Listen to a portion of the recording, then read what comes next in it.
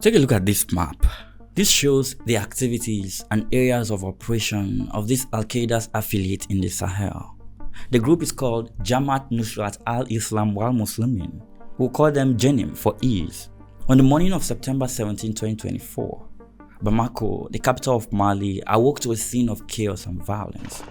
At approximately 5 a.m., coordinated attacks by this Al-Qaeda affiliated group JNIM targeted key military and governmental sites, marking the most significant assault on the city since the 2015 Radisson Blu Hotel attack. The attackers struck the Faladi Military Police School, home to elite units of the Malian Gendarmerie, and the Modibo Keita International Airport, which houses both Malian Air Force assets and a base for the Russian Wagner Group. In a bold move, JNIM fighters infiltrated airport secure areas, setting fire to the engine of the presidential jet and damaging several aircraft, including 2 Casa C-295 planes and a drone. A humanitarian aircraft operated by the World Food Programme was also caught in the crossfire, sustaining damage while on the tarmac. The attacks resulted in significant casualties. Reports indicate that over 70 individuals were killed, including more than 50 student gendarmes at the Faladi school. But this incident, as deadly as it was, came from just one of the terrorist groups operating in West Africa, a region with more terror deaths than the rest of the entire world combined. Now, the question we're trying to answer here is, how did this Sahel region of Africa become the epicenter of global terrorism, and what can be done to stop the spread of this violence before it consumes us all?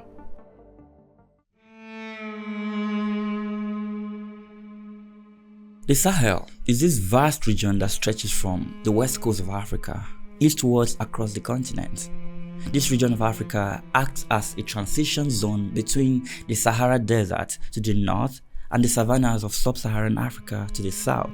Some interesting countries found in the Sahel include Mali, Burkina Faso, Niger, Chad, Mauritania, and Nigeria. I've carefully picked out these countries because they will be relevant to our story much later. These West African countries you see have been plagued by decades of governance failures since gaining independence in the 60s.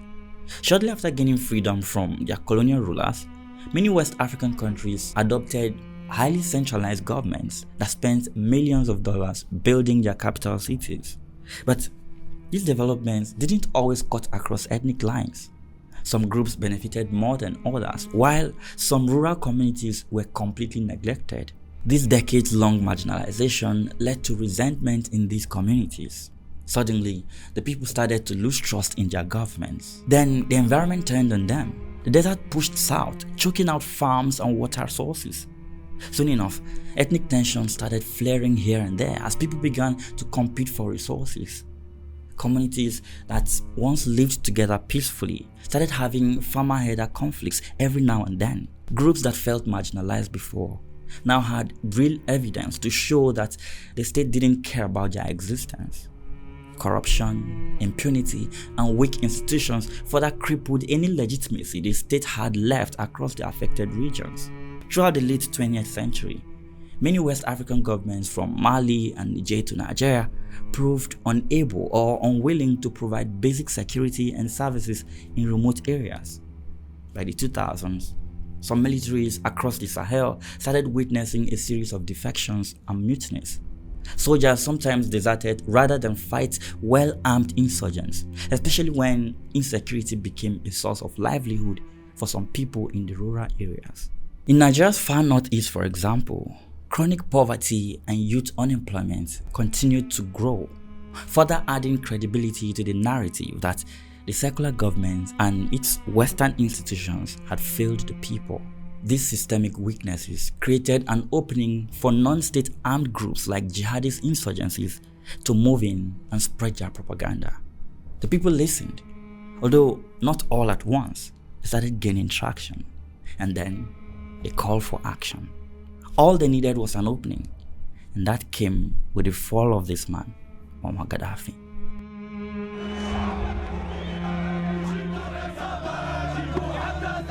The 2011 Arab Spring revolt in Libya, which ultimately led to the fall of Gaddafi, sent shockwaves across the Sahara.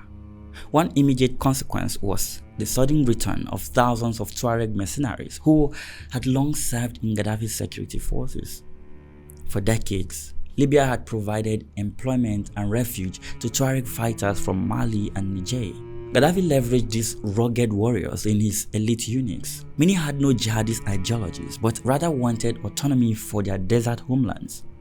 When Gaddafi's regime collapsed in October 2011, these battle-hardened fighters escaped Libya with their weapons and headed south into the Sahel, where a battle was raging with no one paying attention. Well, all that was about to change. Let's take a quick moment to thank the sponsors of today's video, LemFi, an app that makes sending money to Africa so much easier.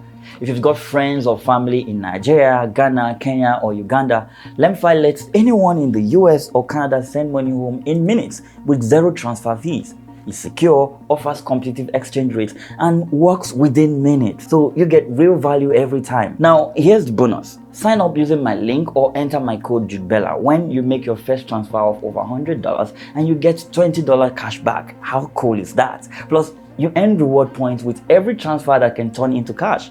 Check out LemFi today and don't forget to use my code so they know I sent you. Thank you LemFi for sponsoring this video. Now let's get back into our story. You see, for centuries, the Tuareg, a nomadic people spread across Mali, Niger, Algeria, and Libya, have lived in the vast deserts of the Sahel. But when colonial powers carved up Africa, the Tuareg were split apart by borders they had no say in. In 1960, Mali gained independence from France, but the Tuareg quickly realized this new nation did not represent them. Discontent sparked the first rebellion in 1963. The Malian state crushed it. Again in the 1990s, another uprising erupted. Once more, it ended with fragile peace deals that promised development, representation, and integration, promises that were often broken. Libya's Muammar Gaddafi saw opportunity in the marginalized Tuareg region. He recruited thousands of them into his elite Islamic Legion. These fighters trained, fought, and built loyalty not to Mali, but to Gaddafi's vision of a Pan-African empire. They became battle-hardened, well-armed, and ideologically unified. But everything changed in 2011. The Arab Spring erupted. NATO bombed Libya and Gaddafi fell, and suddenly thousands of Tuareg fighters armed with tanks, mortars, and AK-47s had no more war to fight in Libya. These returning fighters, many of them veterans of brutal desert wars, headed home to Mali. But home wasn't exactly waiting with open arms. Mali's government, already struggling with corruption and a fragile democracy, was unprepared for this. And so, in late 2011, just as Gaddafi's rule was coming to an end in Libya, the MNLA was formed, a secular nationalist group demanding independence for the Tuareg homeland, which they called Azawad. This wasn't just another rebellion. They were organized, armed, and strategically calculated. The goal here was simple: to liberate the territory of Azawad from Malian occupation and create a sovereign homeland for the Tuareg people. The returning Tuareg fighters from Libya became the spark that ignited this new war.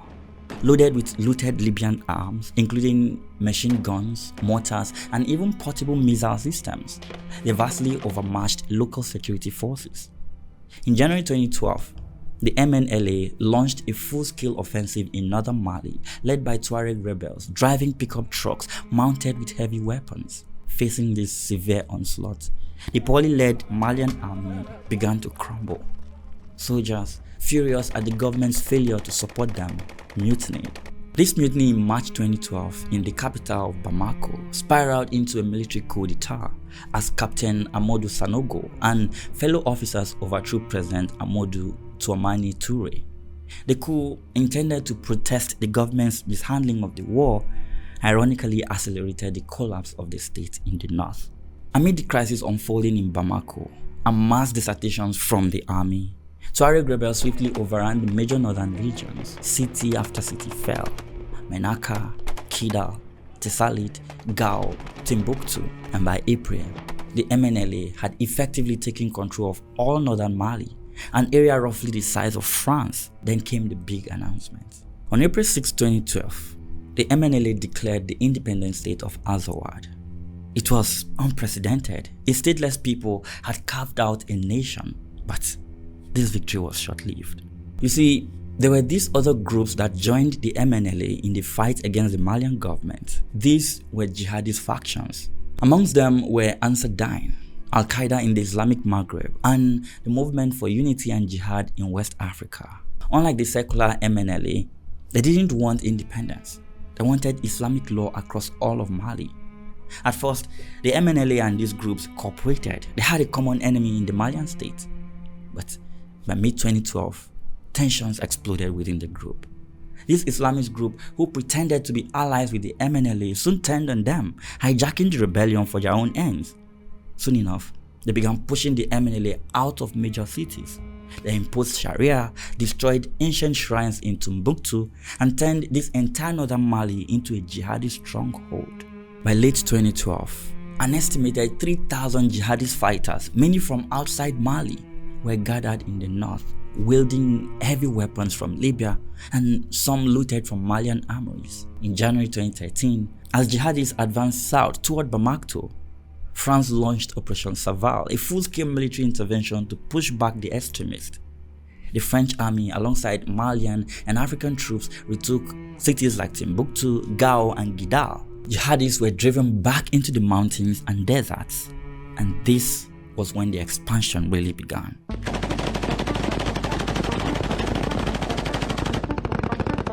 After Operation Sahel, jihadist groups like Akim, Mojao, and Ansar Dine dispersed, regrouping into remote areas like mountains and the borderlands of Niger, the forest of Burkina Faso. Anywhere away from the cities of Mali became safe haven for them. By 2014, a new generation of jihadist groups began to emerge. Al-Morabitoun, led by Mokhtar Belmokhtar, a veteran of Algeria's wars. We have ISGS, the Islamic State in the Greater Sahara, pledging allegiance to ISIS and carving out territory across Mali, Niger, and Burkina Faso. We had Ansarul Islam in Burkina Faso, pushing jihad into a country that had never faced such violence. This group, which was founded by extremist preacher Ibrahim Malam Dicko, drew inspiration and support from Mali's militant networks, essentially becoming the Burkina Faso branch of the Al-Qaeda affiliate alliance. Niger, Mali's neighbor to the east, soon became heavily involved in the conflict as its western regions came under attack from Sahel-based militants. Groups linked to Akim and Islamic State in the Greater Sahara carried out raids and massacres in Niger's border villages and even ambushed Nigerian and allied US troops. Mauritania, which had experienced Akim attacks in the late 2000s, managed to avoid a major resurgence, likely due to proactive military operations and local peace deals that kept jihadis at bay after 2011. Chad, Senegal, even Ivory Coast all had a taste of the insurgency that blew up from here. These were no longer just Tuareg fighters or Malian rebels. They were now part of something bigger, a regional insurgency, one that didn't recognize borders. While Mali burned, another storm was ongoing in Nigeria. It started small and long before the crisis in Mali. A preacher named Mohammed Yusuf, angry about corruption, Western education, and failed leadership, had taken his message to the people of northern Nigeria. In 2009, it exploded when the army killed Yusuf in custody. His followers took this as a call to arms. They re-emerged angrier, better armed, and even more violent. And the timing of this was so convenient as the Nigerian government struggled to pacify a restless country that was being urged on by the opposition party. Under a new leader, Abubakar Shekau, Boko Haram declared war on the Nigerian state and everyone else. They bombed cities, raided schools, killed thousands both in mosques and churches. Then came the moment that shook the entire world. 276 schoolgirls kidnapped from Chibok. It made headlines, but that was just one of dozens of villages they terrorized. By 2014, Boko Haram controlled a swath of northeastern Nigeria, where Shekau declared a short-lived caliphate. However, Boko Haram didn't stop at Nigeria's borders. The whole region got pulled into the chaos. The crisis soon spiraled into Cameroon, Niger, and Chad. Soon enough, different factions and offshoots of terror organizations began gaining grounds in this region of Africa. But who are the actors and how do they get their funding? First, we have JNIM. The major player today is Jamaat Nusrat al-Islam wal Muslimin, better known as JNIM. But their story didn't start today. It began in Algeria in the early 2000s. After the brutal Algerian civil war, jihadist remnants fled south into the Sahara. Among them was a group that eventually evolved into Al-Qaeda in the Islamic Maghreb. They brought ideology, weapons, and crucially, money from ransoms and drug trafficking. By the late 2000s, Hakim had a new focus, which was Mali, especially its lawless northern region. They built alliances with local groups, embedded into tribal dynamics, and spread quietly. Then came 2012. When the MNLA launched their rebellion in 2012 and declared Azawad's independence, this group saw an opportunity to ride along, hoping to take advantage when the time comes. It eventually did. By mid-2012, these groups were controlling a territory the size of France.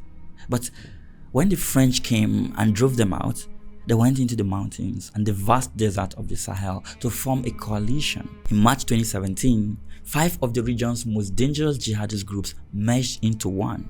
Together, they formed Jamaat Nusrat al-Islam wal Muslimin, which translates to the Group for the Support of Islam and Muslims. So yeah, this group was not flown in from Afghanistan. It was a local franchise, an Al-Qaeda project built from the ground up. Most of their recruits are Fulani headers.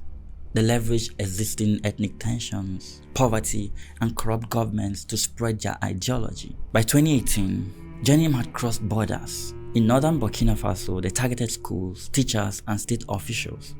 In Telebari and Tahau, Niger's western regions, they launched ambushes on military patrols. Today, JNIM controls or influences huge swaths of rural Mali, Burkina Faso, and Niger.